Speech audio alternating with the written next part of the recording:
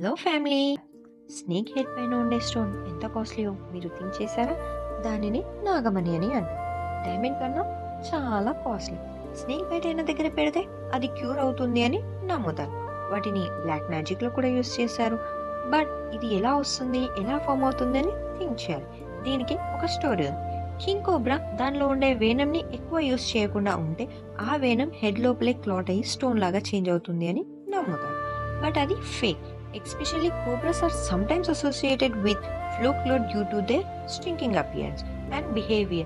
They do not possess any gem or stone in their head or body. Humans say వాటి హెడ్లో స్టోన్స్ని insert చేసి కొన్ని days అయ్యాక బయటికి తీసి ఎక్కువ కాస్ట్కి అమ్మేస్తారు.